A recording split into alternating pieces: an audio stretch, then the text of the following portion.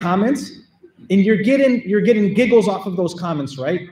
How many times do we not do this? We'll go on social media. Sometimes we're not interested in the literature or the content. We're actually more interested in the comments than we are in the content, right? So you know what? I don't care what this article says. I just want to see what people are saying. And then we get a laugh. And then we start replying to Fulan and Alan and, hey, you sound stupid, fear Allah. And then the other person replies. You find yourself in a war, in a tug of war there for hours on end, trying to reply to everybody and their mama because of one comment that you left. You could have easily just kept on going and you could have spared that comment. You could have left that comment right between you and yourself. But you feel like, no, I got to let the world know that this is how I feel deep inside. You don't necessarily have to do that. You do not have to let the whole world know what you think. Because guess what? By one comment, that comment is going to, for every action, there's what? For every action, there's a reaction. So when you leave that comment, you can't see it's impossible for you to leave a comment and then just leave. When you leave a comment, your comment is going to generate another comment. And guess what? You might be respectful, but that person that's going to leave a comment for you might be really, really low down and nasty. So now you're thinking like, man, he ain't talking to me like this. So now you feel like you got to go back because you're Mr. Rough and Tough and you have to leave another comment like, oh, my mama, bro, if I ever see you in school or if I ever see, by the way, on my mama, that's not permissible, right? Man kana halifan falyahlif billah. If you're gonna swear, you swear by Allah. So on my mama and on my daddy, all that is not permissible in Islam. So make sure that you're not saying that. On my mama, akhi. You don't say on my mama, you don't say on my daddy, you don't say on my granddaddy, you don't say on my baby, you don't say none of that, right? You just say wallahi. And I know the Somali generation, you guys are very, say wallahi, akhi, that you said wallahi. Somalis are very good at, say wallahi, akhi. Say wallahi that you said wallahi. Like, calm down with that wallahi type of language. Everything with the, I know this with the Somali youth, they say that a lot, right? Say wallahi that you said wallahi. La hawla la quwwata illa billah. Huh? Wallah billah. Yeah, wallahi billah. We can do without, okay? So going back to social media, there are many good things that you can do with social media. There are many bad things that you can do with social media. Here's kind of the rule of thumb. If you feel that you're becoming inappreciative and you feel like it's wasting your time, then it is probably a better idea for you as a person is for you to come to this conscientious decision and say, this social media stuff is just not for me. If you feel like you're mature enough and you have the discipline and you're only taking the good content and you're leaving the negative and the bad aside, then use it in moderation. It can be beneficial. But there are two things that are very, very obvious. Using social media to spread your sins or to leave negative comments or to share music videos or to share, vulgarity on there, you should stop right away. Right away. Because as we mentioned last night, the Prophet ﷺ, who remembers the hadith? Y'all remember the hadith? Who remembers the hadith? There's a kind of people whom Allah will not forgive on Judgment Day. Who are those people? The shabab. We want the youth. By the way, shabab in Arabic means youth. We're not talking about like al-shabab, the group. Because remember, I got in trouble in that like 5 years ago when I said al-shabab. They're like, Sheikh, people think you're advocating for the group al-shabab. I'm like, no, shabab in Arabic means youth. So that's what I'm talking about. There's a group of people whom Allah will not forgive on Judgment Day. Who are those people?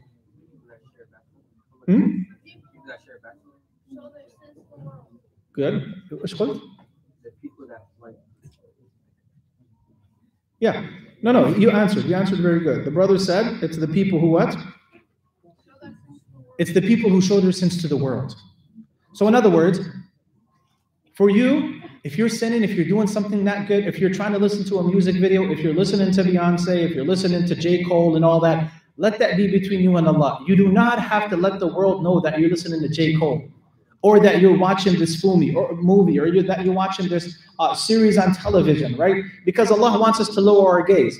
Bro, I need you to help me lower my gaze. I don't need you spreading this CSI Miami at 9 o'clock at night, and then I watch the baddest chicks on the movie, and I'm trying to lower my gaze. I'm like, bro, I can't lower my gaze and watch CSI Miami. Like, these two things don't go together. So if you're watching CSI Miami or ISC Miami, whatever it is you're doing, akhi, keep it between you and Allah. And stop calling your friends talking about something, bro, that show's on and that. I just want to remind you. Why don't you remind me to read the Quran? Like, remind me to come to a halaqah.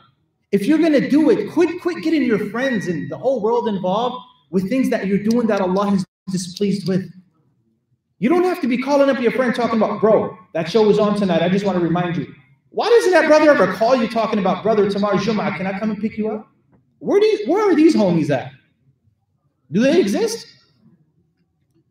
Bro, his concert starts at 9 on pay-per-view, bro. Oh, my mama, you should come tonight. Man, if you're going to do that, just watch it by yourself. You don't have to be telling everybody to come and watch the haram with you. Actually, stop doing that. So if you're going to use social media, don't be posting haram on there. And don't be looking at haram either. Because guess what? When you share the haram, it implies what? It implies that you have no remorse and no haya from Allah. That's a problem. Number two, if other people share that, do you know who gets the sins for that? You. So if another person doesn't even know about that music video or doesn't even know about that series, and he gets addicted and hooked on that, who's the first person who started sharing it? You. So do you know all of those deeds, those bad deeds that old boys get in right now? Do you know who it falls back on? It falls back on your shoulders. Because you know the first person who shared the link for this video or this series or this music video, do you know who shared it? You. So who gets all the bad deeds? You. Do you want all these bad deeds? No. Is that a smart move? No. So why are you doing it? It makes absolutely no sense for you to do it. I remember a brother, a sheikh, who I have no problem sharing this story with you. This brother died. They made ghusl on him. Another friend of his said, "Ya sheikh, the brother who passed away yesterday, I'm getting emails from him. I'm getting emails from him about inappropriate images of women." I want you to really listen to this, right? "Ya sheikh, I keep getting notifications by this company that this brother subscribed to, and I'm on his email list. He passed away, but I'm still receiving inappropriate images." All right? So if you're subbed on some magazine, I urge you to unsubscribe right now. Right now. So he went to the sheikh, and the sheikh was like, "Look, the answer is very easy. Why don't you unsubscribe? Go into his account and unsubscribe." He said, "The sheikh, I tried with the company, but I couldn't unsubscribe him because he made a commitment that he was subscribed with this company for a period of 5 years." Do you know what's happening? This brother is 6 feet deep. He is getting messages and inappropriate pictures sent to all of his buddies, and it can't stop because no one has access to it except him. You don't want this to be you. You don't want this to be you. Sometimes it's out of your hands. So if you're going to sin, and I talked about this last night, I'm not sure for those of you who are with us or not, brother, if you're going to do something foolish or something silly, or sister, make sure it's between you and Allah. Make sure no one knows about it. You don't got to tell everybody that you're watching this or that you're watching that. Keep it between you and Allah. And also, when you're using profanity on Facebook, well, it amazes me. Like, I know some people, they know I'm their friends on there, right? And okay, Tayyib, I'm not a 60-year-old man, but I mean, there should be some respect that you have for people who are older than you, right? They go, everything, don't you know you have elderly people on there? You have sisters on there, and then you're using the N-word, the F-word, and it's like, man, you're not alone in this world. You have a lot of people from different backgrounds on your friends list. So if you're going to be stupid and silly, be stupid and silly by yourself or with someone else, not with the whole world, right? So make sure that that's one thing you keep in mind. Number two, there's so many good things that you can do on social media. So many good things you can do on social media, right? You can share, if you share a video, a good video, you get hasanat for that. If you share good content, you get rewarded for that. If you share one letter or one source material or one article and it goes viral, because you don't know what the next person in line can do with the material that you just shared. You're a nobody. Nobody knows you. But the person who saw that because you shared it is a big somebody. So you might have 200 followers or 200 friends. A person who shares it might have millions of followers. And because you press that share button and it's good, wholesome, godly content, you get all of the reward for that. That thing has gone all around the world and back. Who gets rewarded for that? If people benefit from it, who gets rewarded for that? You. So when you see a fight and two people are literally duking it out, and you, instead of interceding, because Allah says, وَمَن يَشْفَعْ شَفَاعَةً حَسَنَةً يَكُنْ لَهُ نَصِيبٌ مِنْهَا. If you intercede and it's a good intercession, that you will have a part of that good intercession, right? وَمَن يَشْفَعْ شَفَاعَةً سَيِّئَةً يَكُنْ لَهُ كِفْلٌ مِنْهَا. And if you're a bad intercessor, then it will be against you. So if two people are fighting and all you're worried about is, man, I'm hoping to Allah, bruh, that this goes viral. Oh my mama, right? Oh my mama again, right? So you see people, two people literally knocking their teeth out, right? Knocking their heads out, right? Breaking each other's limbs. And all you do is you pull out your phone and you're taping it. Because you think it's cool, right? Because you think it's fun. Instead of calling the cops, or instead of you getting between both of them, you're filming it with the hopes that someday, ya Allah, this will go viral and everybody and their mama will know who I am. I'll get all those friend requests. I'll get those follow buttons. Is that what these phones are used for? Guess what? If that video does go viral, do you know who gets all of the sins for that very viral video that went viral? Do you know who gets all the sins for that? You. So it's a two-way street. Social media, it's a two-way street. It's all about what you do with it. And if you're feeling better with likes, right? Because they talk about how it's dopamine. They asked a few specialists, they wanted kind of for them to give them a description. How would you describe social media? One of them said, it's the addiction of social media is worse than that of gambling and smoking. Social media is more addictive than what? Than gambling and smoking. Another statistic showed, a divorce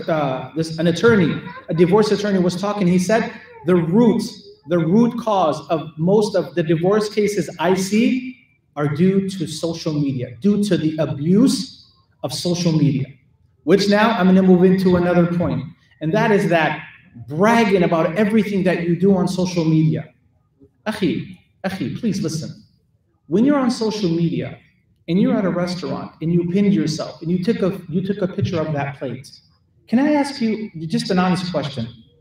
What drove you? What was the impetus, or what was the incentive for you to check in and to tell everybody in the world that you're eating at ABC restaurant and this is what's being served right now?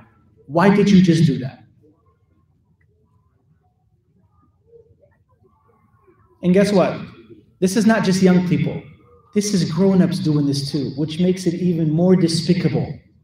Grown-up married couples feel like they have to let the whole world know that the whole world now needs to partake in their most intimate moments. And I ask myself, Lish, why do you do that? None of us have an answer for it. The only reason why you're doing it is because other people are doing it, and you mindlessly doing it. You're like, you know what? I'm just going to check in and let people know that I'm at Starbucks, or I'm at, restaurant, or wherever you may be. But the question here is, I want you guys to start thinking critically out of the box. Stop doing what everybody else is doing just because they're doing it. Critically ask yourself, why did I just check in? There's no Quran statement, there's no Hadith statement that tells us to check in when we go somewhere, right? Right? Sufyan al-Thawri did not tell us, min as-salaf, man kan idha rah, he'll check in, right? They never talked about this. So it's not a religious incentive. So when you go somewhere, why are you doing that? Why are you doing that? And it takes away from these special moments, especially for the married couple. When you take your wife out to a nice, luxurious restaurant, first off, akhi, my advice, humble advice to you, keep your wife's picture out of everybody else's business. Please. Ya Nas, keep your wife's picture out of the picture. This is really, really mind-boggling. I mean, akhi, you do not want random eyes, random men looking at the beauty of your wife, because that beauty is for you, the husband, and you only. You don't want everybody and their mama checking your wife out, especially if she's all dolled up. First, she should not be dolled up when she's out in public, number one, and you should have a problem with that. Number two, if that's the scenario and that's that's all we gave, then please, you don't have to let the whole world check out how beautiful your wife is. Fear Allah, ya jama'ah, ya rijal, right? So the thing is, you write one comment, You and your wife have been planning out this event for a long time. You go and you write, I'm so glad to be here with my honey. I'm so glad to be here with my husband. So what happens now? The husband now is on his phone, and his wife is on her phone, and they're both writing comments. They're both together, but it's as if they're so far apart. Do you know why? Because he's leaving comments, I'm so, alhamdulillah, I'm so glad to be with my wife here. It's our 10th year anniversary. And then the brother responds, Bismillah, mashallah. And then the sister, someone's responding to her. And it's as if they're not really enjoying these most intimate moments with one another. Why did you go out together to begin with? What's the reason behind that? Huh? There's no reason, right? And I know for a lot of you youngsters here, you're not married. You're not married, right? But the point that I'm trying to hit home is, why are you doing it? Why are you sharing these intimate moments with other people outside? I mean, subhanAllah. It's bad. Wallahi al-Azim, it's really bad. It's not good when it comes from the youngsters, but it's really, really bad. And it gets worse when you see this from adults. When you see this from who? You see this from adults. The other thing, brothers and sisters, that I cannot forget to mention is that there becomes this competitiveness, right? That you wake up in the morning and you see the lives of other people. And by the way, can we all agree that people only display the best moments of their lives? Like, you don't do a selfie with boogers in your nose. Is that right? But it gives us this idea that people are living better lives than us, right? So for instance, a husband might be with his wife, a wife might be with her husband. They have a decent life. The husband or the wife might see this couple out, let's say, at an island. And the wife has been running after her husband. Look, I want to go to the island. I want to go to the island. I want to go to the island, without keeping in mind the financial situation of her husband. So rather than her being grateful of what she has, because she has a lot of things that other people don't have, other women are looking for a good, decent, pious husband. She doesn't look at it this side. She just looks and sees, okay, this couple is out. They're out at a, let's say Mauritius Island. They're out in Hawaii. Why can't we go? So the niggin starts and doesn't stop. The niggin starts and doesn't, it just keeps going on and on. Look at them. Can't we be like them? Can't we go to the mountains? Can't we go to high? And the husband's like, I don't have the financial means. Well, just open up a credit card. I don't want to open up a credit card. And I ain't opening up a credit card. In the Prophet ﷺ, he says, لا تنظروا إلى من فوقكم فذلك أجدر ألا تزدروا نعمة الله ولكن انظروا إلى من دونكم. Do not look at those above you, look at those under you. That's more likely that you'll show gratitude and appreciation for the things that you already have. So you start comparing, right? They call it the compare and despair concept. You look at other people and you feel like your life is worthless. Why? Because they're at a party, they're at a gathering, and you're at home. What are you doing? You're telling yourself that I'm bored. I have absolutely nothing to do. You're suffering from boredom, right? And you go from one page to the other. This person is out on a date, this with his wife, whatever. This person is out at a match. This person is out at a concert. This person is at a convention. And you're at home, and you're just feeling down and more down and more down, and the list goes on, right? Why? There's a concept that the elder people, those who went before us, they said, out of sight, out of mind. You know what that means? You don't see it, it doesn't bother you. But when you're going from one page to the other, after the other, after the other, you're going to start comparing your situation to others. And it's hard to be grateful when you're always comparing your situation to other people. Now, can I be honest? There are certain pages that show you people who are hungry, our brothers and sisters who are suffering in Somalia, our brothers and sisters who are suffering in Yemen. That makes you grateful. But for the majority of time, that's not what we see. We just see people having fun. But I really urge all of you, when you leave here tonight, just do a Google search. Please, if I can have you commit to one thing tonight after leaving, is to go to Google and put the harmful effects of social media. I want you just to read maybe 1 or 2 or 3 articles, right? Because a lot of you shabab, it's easy for you to discipline yourself now, right? For a week or 2, and then you're good for the rest of your life. But the problem is if you have this attachment and this kind of addiction to social media, and it's been years, it is only going to become far more difficult later on. Because if we're asking you to work on yourself now, let there be some discipline now, and you're in your early teens, you're a young adult, it's going to be a lot easier for you to work on yourself now than for you to find yourself so heavily addicted at the age of 30 and 40, and you're like, it's time for me to quit now. Realize that it's a problem now. Try to fix it now, because it's almost close to impossible to fix it later on, right? You get this depression, you get this anxiety, and the list goes on and on. Also, what comes along with social media, and I know I'm kind of putting you all to sleep here, what comes along with social media, and I find this to be really, really rude and very, very disrespectful, is that when you have people over, I'm going to give you an analogy, right? Let's say I invited, what's your name? You. Abdurrahim? Abdurrahim. You know, this reminds me of a Somali boy. I asked him what his name was, and then I said, hey, are you from Somalia? He said, no, I'm American. My parents are from Somalia. All right. Okay. What's your name? Abdurrahim? Okay.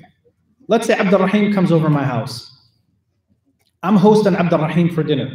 All right. I'm cooking some really some bomb chicken sughar. Yes, with a banana. Don't be looking at me like I'm a murtad or like a mubtada. Sheikh, you have to have the banana too. Astaghfirullah. What the banana comes with. All right. That's by default. So I have Abdurrahim. Abdurrahim comes over, right? I'm hosting Abdurrahman. Abdurrahman or Abdurrahim? Abdurrahim, I'm so horrible. Okay, so Abdurrahim, I invite Abdurrahim for dinner, right? Okay, here's what I'm doing. I'm hosting him, and I'm on the phone. So, Abdurrahim, how's everything going? How's school? How are the kids? Good? Yeah? MashaAllah. What's your career now? What, did you change your field? Or, I mean, what do you got going on with your life? MashaAllah. I'm so proud of you, Akhi Abdurrahim. Wallahi, mashallah, you're doing very good things. I'm so proud of you. Did you want some water, by the way? All right, yeah, I'm gonna get you some water real quick. I've been invited to people's houses, and this is how they act. They're the host. Every 5 minutes, they're reaching to their phone. And you're like, man, leave your phone alone. Leave your phone alone. Like, if you're the host and you're doing this, that's like the epitome of disrespect. That's the epitome of disrespect. If you have people over and you know that you're always itching to touch your phone, please buy a safe, give your wife the code, put it inside the safe, and when you're done, ask your wife to give you the phone back. Seriously. I mean, you have adults who do this, and it's very, very disrespectful. Like, why are you inviting me over to your house if you're always on your phone? Wallahi. Yeah, have something to eat, Wallah. Yeah, wallah, this is all for you. And your eyes are literally always, your neck is always hunched over looking in the screen. That becomes like problematic. Another thing too, if that's worse. But if you're invited over someone's house, that's not appropriate, nor is it respectful as a guest to be on your phone. To be on your phone all the time, sending messages or sending this or sending that. And yeah, it's disrespectful, okay? The other thing too is when you're around your friends, how many times you'll find people in a group, and there are so many pictures of this online where people are gathered, they're huddled around at the same table. Every single person at that table is on his or her cell phone. Look, why did you call me for a cup of coffee if you're going to be on your phone? Lish. Why did you call me to come have a bite to eat or invite me out to the restaurant if you're going to be on your phone? Why are you doing that? You don't have to do that. All right? One big mistake as well, brothers and sisters, is parents with kids who have cell phones. Okay? I think there should be an appropriate age to give your kids a cell phone. Oh, she's 9, give him a cell phone. Why? Why does a 9-year-old need a cell phone? With social media, lish. But here, there are 3 options. I've noticed that kids today, when we were growing up, if our uncle came and visited us, it's as if the president came. We dropped everything we're doing. Ammu's here. And we drop everything we're doing and we go sit with our uncles to see what's new. And just, it's as if the president is home, right? Today, your nephews come and give you salams like this. Assalamu alaikum, ammu. Assalamu alaikum, ammu. They don't even look you in the eye. And what are they doing? They're playing with their PlayStation, they're playing with their phone, or they're on social media, or doing whatever it is they're doing. Okay, if you have kids, this piece of advice is for you. If you have kids, first you have to ask yourself, what is an appropriate age for my daughter or for my son to have a cell phone? Number 1. Really, Talk it over with your wife. Talk it over with those who have experience, with those of you who went before you. What is an appropriate age for my daughter or for my son, right? How is it going to enhance their lives if I give them a cell phone? Number two, tell your kids this. If we go to someone's house and I see you're on your phone and you pull it out once, I'm going to take your phone away for a week. Taking a phone away from a lot of these kids for a week, they'll probably commit suicide. Of course, we don't want that. No, I'm not saying, hey, let's. No, it's not that. If you find that, okay, I'll let you go in with your phone. If I see it once, I'm going to take it away from you. That's another alternative. Another alternative is, hey, you know what? We're going to Ammu's house. You can just leave your phone in the car. Why are you bringing your phone down and we're going to see our uncle, we're going to see our grandfather or whatever the case may be? Why do you need your phone? You don't have a job, you don't have kids, and your mother is here with you and your father. Why do you need a phone? Keep the phone in the car. What's better than all of that, I think? Why don't you just keep the phone at home?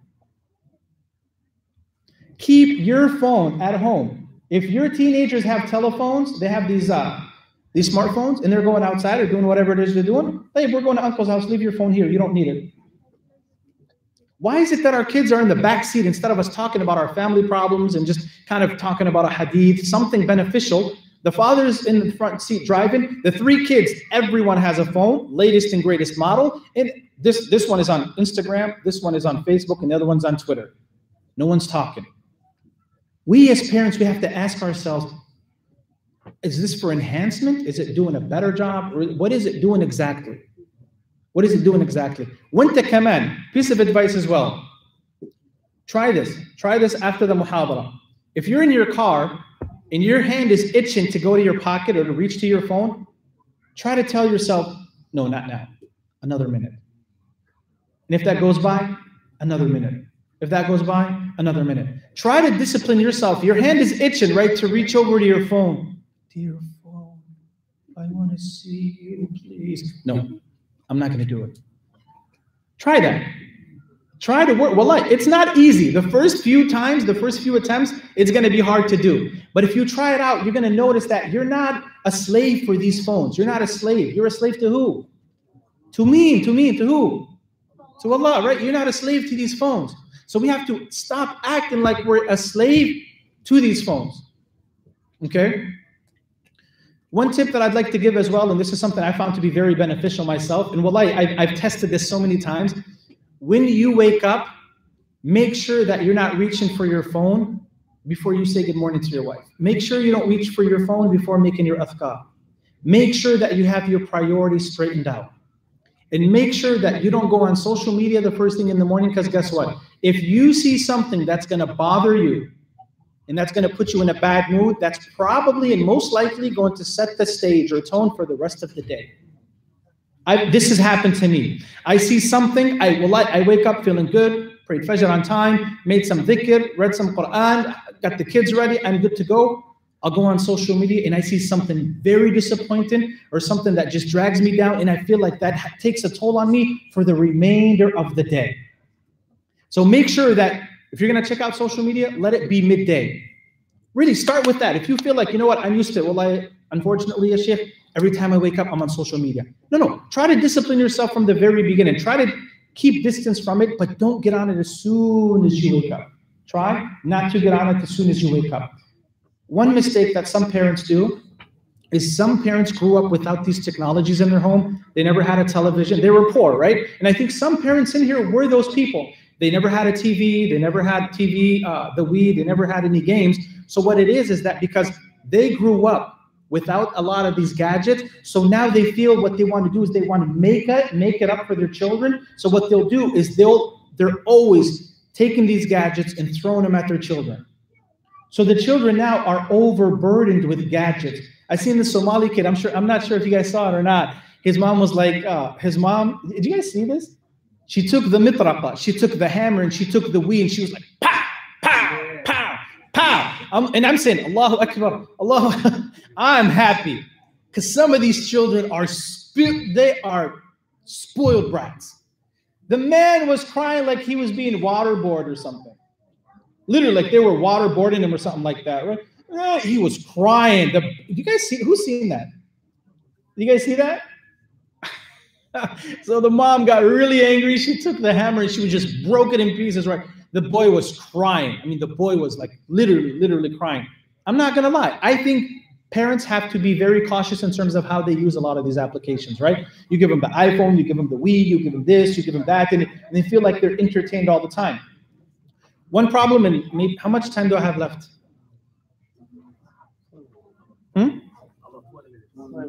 20 minutes. So yeah. I want to share with you a mistake some parents do also. I think some parents, what they do is they'll give their children a lot of these gadgets only to find out later that it backfires. Do you know why? Because you find a child who's constantly being stimulated with a lot of these gadgets. They're stimulated through television. They're stimulated through video games. They're stimulated through social media. They're stimulated by YouTube. And then they say, Sheikh, I want my child to learn Quran. That child is going to come and feel like he is in a state of perpetual boredom. You know why? Because he's at home 4 to 5 hours every day being entertained by something entertaining him, only to find out later now that he has to hold a book in front of him and he has to repeat for hours on end. Do you know how difficult that is going to be and how challenging that is going to be for this young man or for this young girl? So as parents, we have to stop looking at our children as if they're a burden. And to get that burden off of our shoulders, what we try to do is we try to do a method of supplementation. And what we do is we just say, okay, go watch television. Okay, just go watch the Wii, go play on the video games. And then we take them to the duksi, and the sheikh, the teacher, the ma'alim is like, look, your daughter, your boy has a short attention span. They can't stay. Do you know why? It's because of all the entertainment that they're getting at home. Okay, that becomes very, very problematic. So I think for parents, there needs to be a time. After 7 o'clock, there's no such thing as the Wii. After 6 p.m., there's no such thing as being on social media. Yeah, there has to be limits. There has to be limits. Okay, for a lot of you young men here, and a lot of you young sisters as well, kind of have to really take this step by step.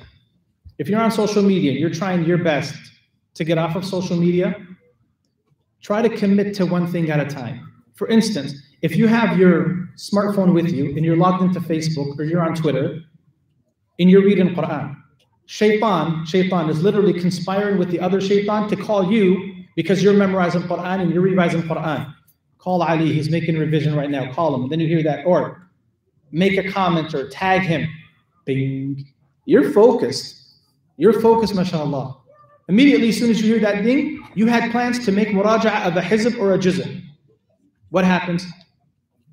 Your Facebook, you're logged in. That's the problem. You're logged into Facebook, you're logged into a social media site, and what happens later is you grab the phone and you think that you're just going to check it.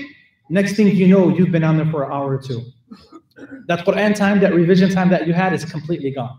So one thing, if you can't leave it completely and wholeheartedly, try to at least, if you have it on your phone, try to minimize it and keep those apps completely shut. Number two, what you can do, I just heard a notification right now, right?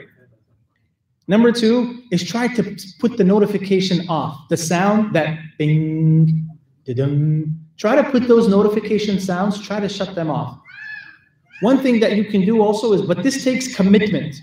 This takes like discipline, right? One thing that you can also do is try to only log on to social media on your laptop, because that's going to deter you. Because on laptop, you have to open it up. Sometimes the battery is not charged. You have to put in the code. You have to open it up. Sometimes the internet is not working fast enough. It's not working efficiently. So what happens is you're like, look, I don't got time for this. But with the phone, it's very, very easy just to grab the phone and look at it, and that's it. Now, if you're looking for a job, if you're looking for a promising career, there's one thing I have in mind. If you're looking for a promising career that pays well in the future, I'd say become a chiropractor. You guys know why? Because all of the kids that I see going to school and coming back to school, this is what they're doing.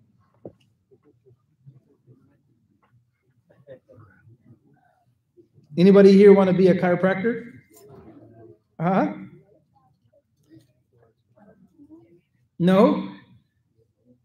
Do you guys get what I'm going with this? Kids going to school, they're like this. They're coming back from school, they're like this.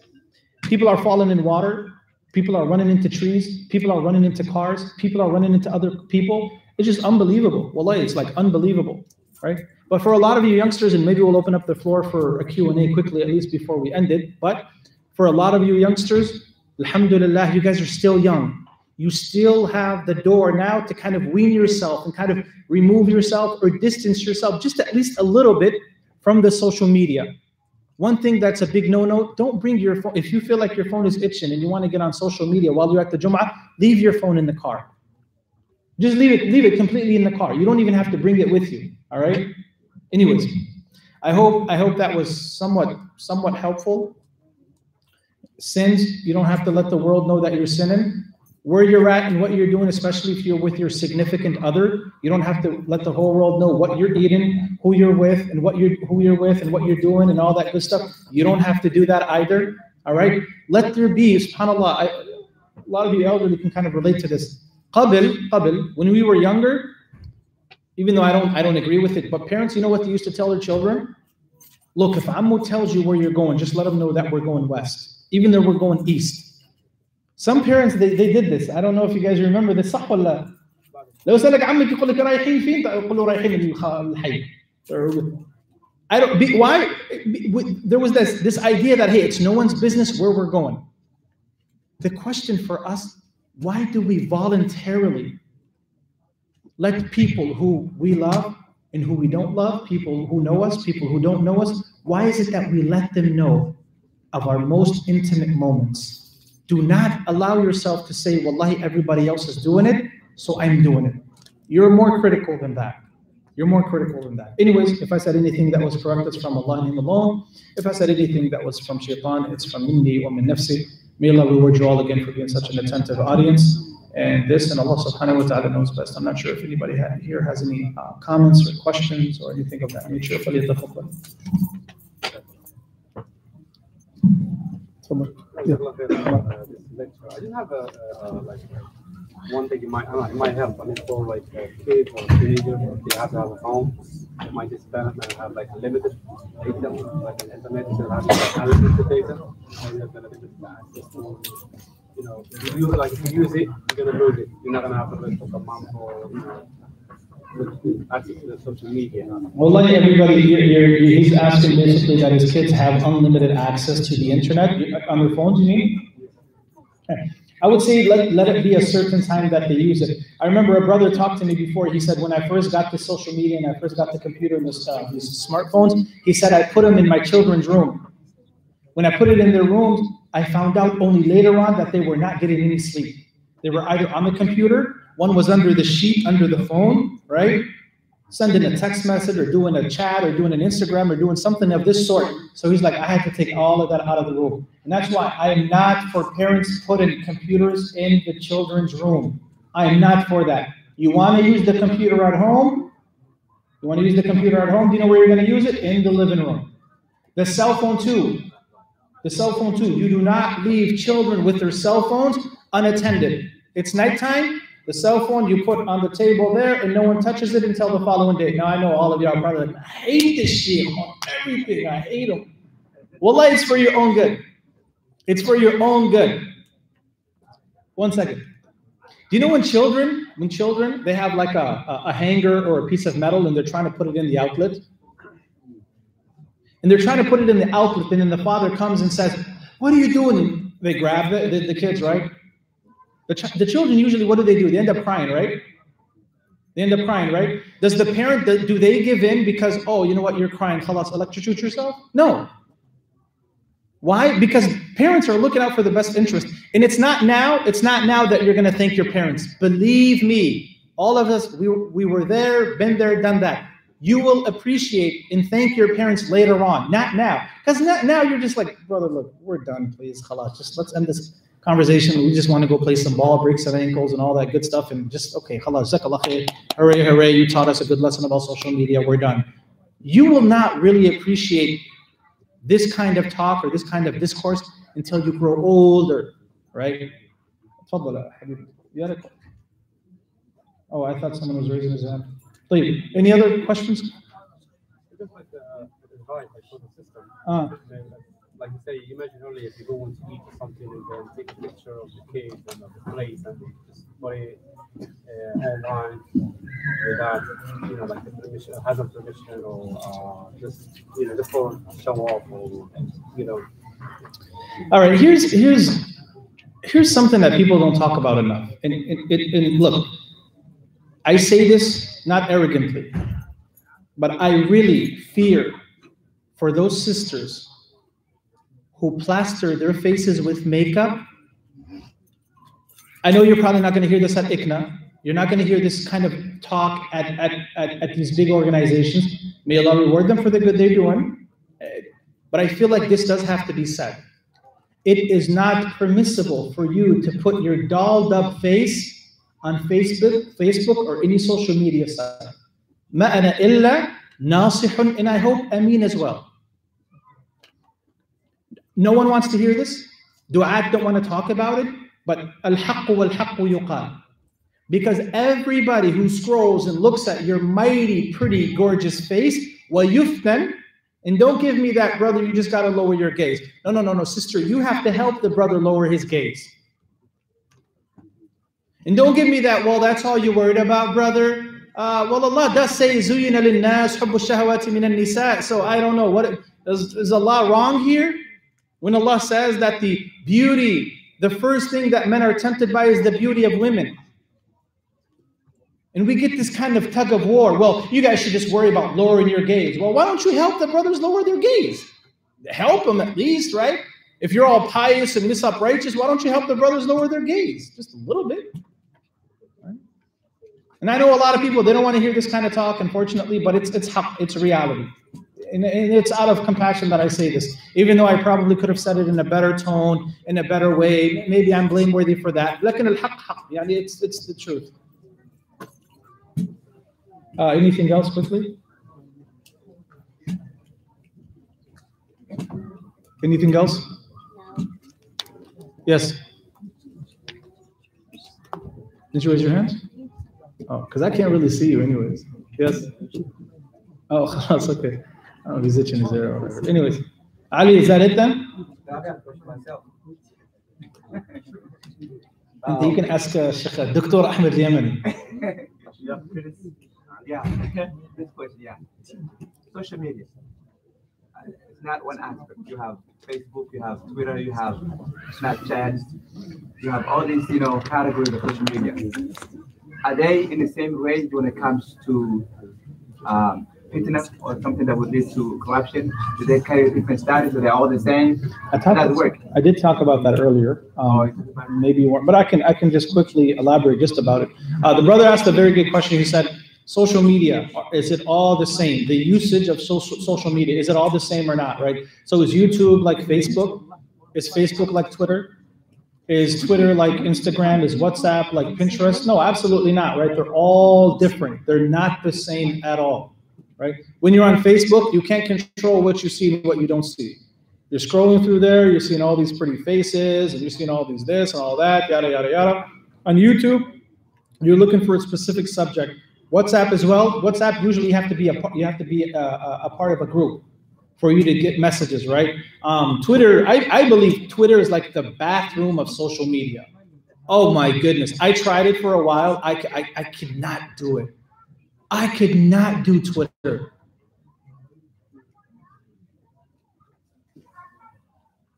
Wow, how do you stay on Twitter? Ya Allah. So no, not all social media is all the same. No, it's not. I mean, there are degrees. They definitely vary in degrees. All right. So now, how can you determine that this is something that is optional? We cannot completely say it's haram. So how can you determine that social media can lead to be haram when it comes to your usage? How can you determine? How can you reach to the stage that it's haram for you? Yeah, I talked about this earlier. Yani, how can you say if it's haram or not? We talked about it earlier that if you find out you're wasting a lot of your time on there, if you're sharing haram content, if it's making you jealous, if it's making you envious, then this is probably fi haqqika ant muharram. It's probably that for you, it's probably then muharram and it's not permissible because it's not making you a better person, right? You're wasting your time. You're speaking about others. You're bullying others. That's another thing too, right? You'll find brothers who will tag another Muslim brother. Yeah, what you want, little homie? And then he'll tag him. I heard you talking ish about me, little man. And then he'll tag him like what? And then it'll be like a war. And then basically what it ends up is they say, you know what, why don't we meet at 94th and this and this and that? And then they basically go and they duke it out on 94th and wherever they want to meet at, right? So if you're using it for that, I'd say get off. Definitely get off, for real. Like, it's not for you. That's just my opinion, though. I don't know. Maybe you can change. And this is outside social media, okay? There's a lot of people that I myself encounter. They say that music is not prohibited. And we have heard from a lot of Shabab themselves that, you know, they confuse the aspect of Islamic ruling when it comes to listening to music. Can you elaborate upon that? So you want to listen to music? Is that it? Okay. So how much y'all willing to pay me if I say it's permissible? Y'all want to fundraise and gather some money? Oh, the sheikh said it's permissible. Sure. Okay, look. People usually, when they talk about music, the first thing that they use, min bab al-istidlal, they talk about Ibn Hazm. Ibn Hazm al-Zahiri, right? They talk about, well, Ibn Hazm said that music is permissible. Okay, let's assume that that's his position. The dominant opinion that the music that we have today, those who say it's permissible and those who say it's impermissible, both agree that this kind of garbage that you hear on the radio station is not permissible. Was that clear? So those who say it's permissible and those who say it's impermissible, both agree that it becomes impermissible if we're talking about the music that we're talking about today. For instance, like no one in his right mind can come and tell me that 50 Cent is halal music. Jennifer Lopez is halal music. Because we're not talking about Beethoven here. We're not talking about some innocent jazz music or some sophisticated type of music. We're talking, and y'all, look, I don't think a young Muslim today is going to listen to some Beethoven. Wallah ya Shaykh, I listen to Beethoven. Brother, you ain't listening to no Beethoven. You're trying to listen to some Jennifer Lopez. You're trying to listen to some ratchet out there talking about how good she is and how thick she is and how she's got all the girls are hating on her and she's got it made. And of course, the rapper's talking about how everybody and their mom in the hood is hating him and nobody got nothing on him. And he's the best thing that ever happened to this country. That's what it's about. So you're honestly telling me, bruh, you're telling me that that's permissible in Islam. What in the world are you talking about? You're convincing yourself, and especially when you're bopping your head, right? Yeah, what do you do? When you start bopping your head after dhikr? Yeah, mashallah, this is it, well, homie. Yeah, it's the new thing. Yeah, it's going. Akhi, look, sinning and acknowledging that what you're doing is haram, you're a step closer to Allah, rather than versus the person who listens to music and is argumentative and is trying to convince him or herself that, no, this is all good, bro. You religious people are exaggerating. Children telling lies to their parents. Can you discuss this issue? Oh, you got children telling lies to their parents? Astaghfirullah. Who are these children? Bring them up.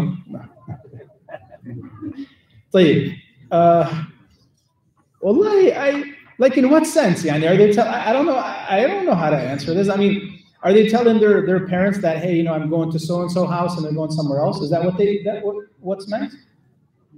Or give?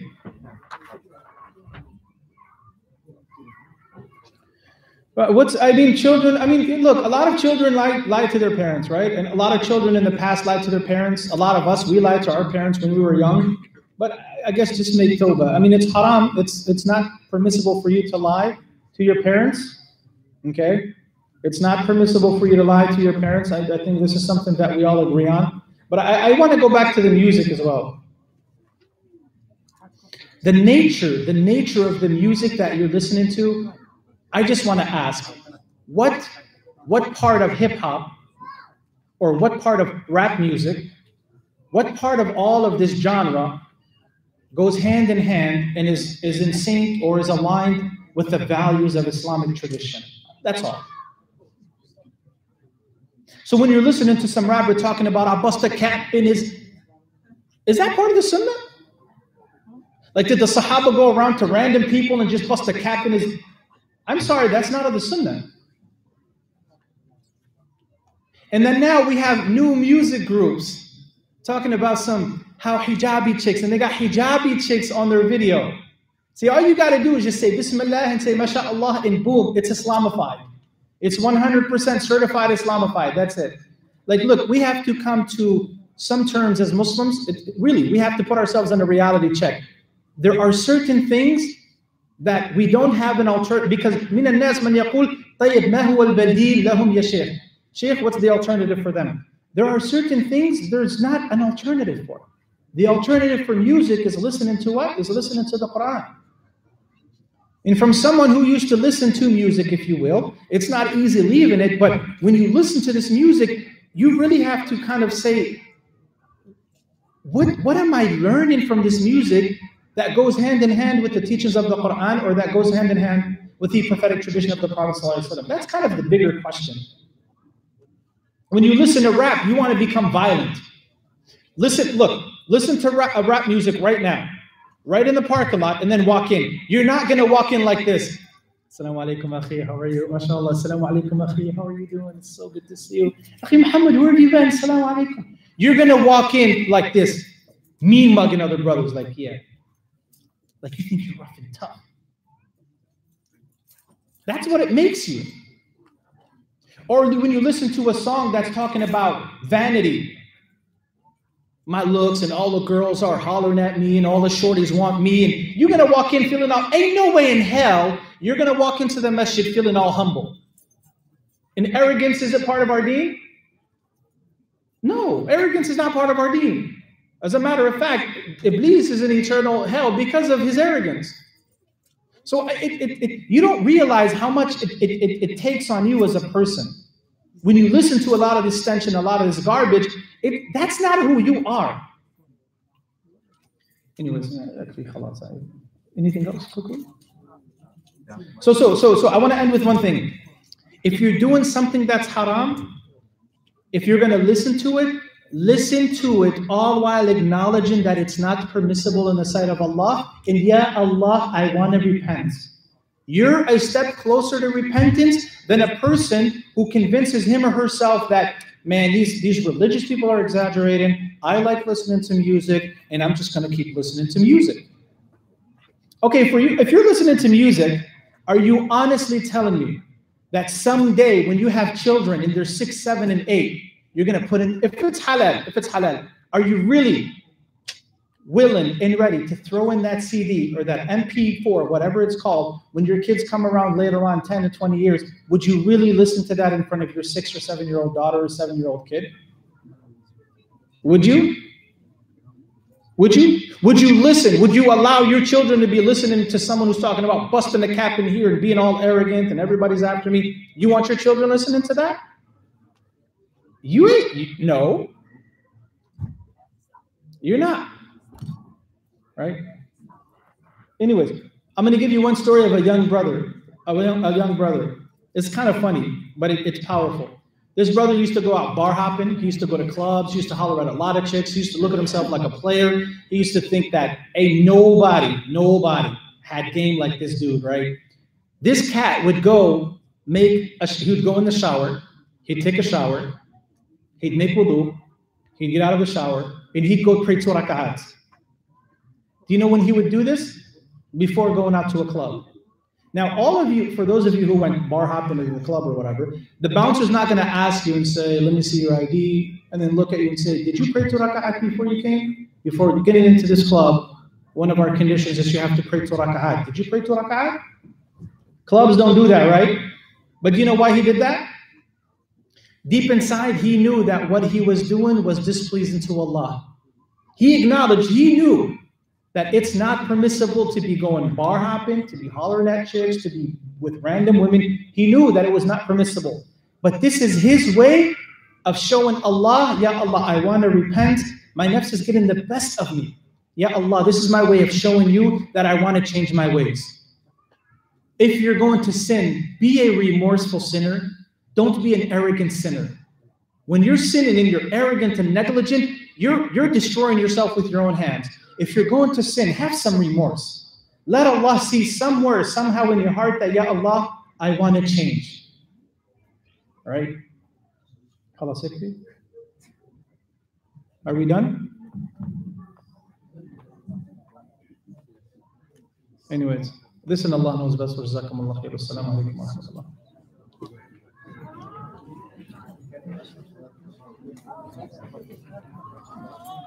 بارك الله فيك. لعلي غلطت في قولي. جزاك الله خير. الله يحفظك.